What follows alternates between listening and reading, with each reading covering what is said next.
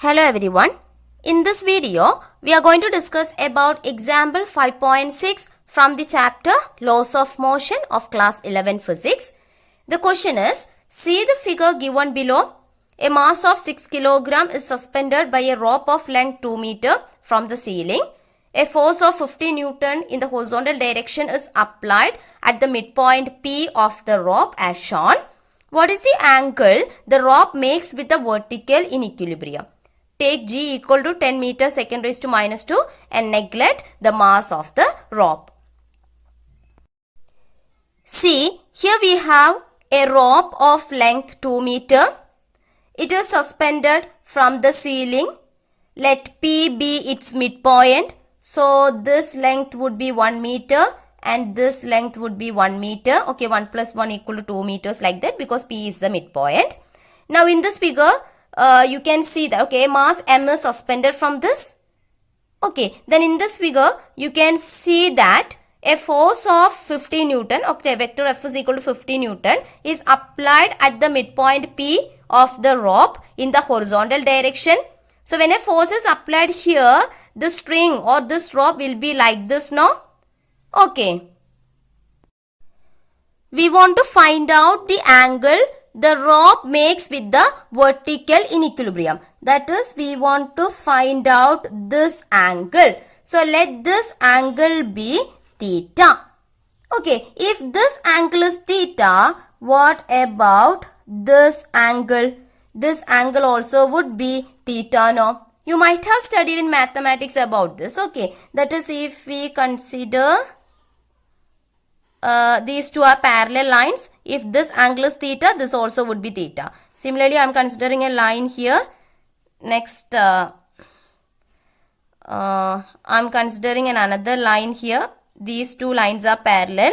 Okay, if this angle is theta, this also would be theta. Similarly, if this angle is theta, this angle also would be theta. Now, let us mark the forces acting on this system of rope and the mass of 6 kg. Okay, this mass M is equal to actually 6 kg. Okay, see the weight of this mass, which is W is equal to M into G, that will be acting in the vertically downward direction, no? Okay, and along the rope, there will be a tension force. Tension force is always directed away from the masses. So, there will be a tension force here along the rope and away from the mass, that is in the upward direction. So, let this tension be T2. I'm simply naming it as T2. That's all. Okay. Let this tension be T2. Alright. Next, see, if there were no such forces acting at a point on the rope, then the tension force would be the same along the rope. But here we have a force F is equal to 50 Newton acts at this midpoint P on the rope. So, the tension force along this part of the string and the tension force along this part of the string will be different. So, let the tension force along this part of the string be T1. Okay, so tension force along this part of the string is T2 and tension force along this part of the string is T1. Okay, tension force is actually bidirectional. So, there will be a tension force T2 here also. Okay, because along the string, tension will be the same. That is why here I have taken this as T2 and this is also, this as also T2. Okay, because along the string, tension will be along the same string, tension will be the same. But here there is a force acting. So, from here to here, the tension will be the same. And from here to here, this part of the string will have the same tension. But the tension force along this part of the string and tension force along this part of the string, both will be different. I hope you got me. Okay. Now, let us draw the free body diagram of this mass M. Okay, let us draw the free body diagram of this mass M. So, you see here we have a mass M. Alright, and there is a force of tension which is T2 acts in the upward direction and W equal to mg which is acting in the downward direction. Since this mass is not accelerating in the upward direction or downward direction, we can consider the equilibrium of this mass or this body of mass m. In equilibrium condition, the net force on the body is 0. Okay, see T2 is along, if I am taking this as positive y direction, then this would be negative y direction, no? So you see T2 is along the positive y direction and W is along the negative y direction.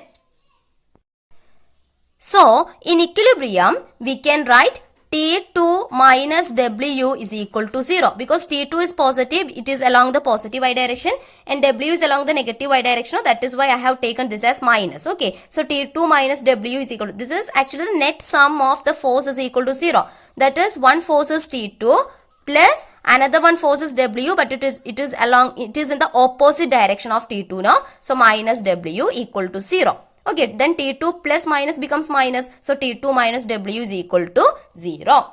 Alright, so this becomes T2 is equal to, I am taking this minus W to this side, so that becomes plus W. What is W? W is equal to M into G. Okay, so T2 is equal to, mass of this body is given as 6 kilogram into acceleration due to gravity is given as 10 meter per second square. So 6 into 10 is 60. Tension force, no, tension is a force, so its unit is Newton. So T2 is equal to 60 Newton. I am taking this as equation number 1. Now consider the point P. Let us draw its free body diagram. So you see actually there are three forces here.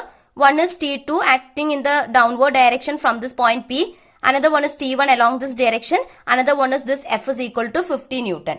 Okay, so there are three forces acting here. One is T1, T2 and F. So while we mark the forces on this, when we consider this point P and when we draw the free body diagram, we want to mark the directions of forces.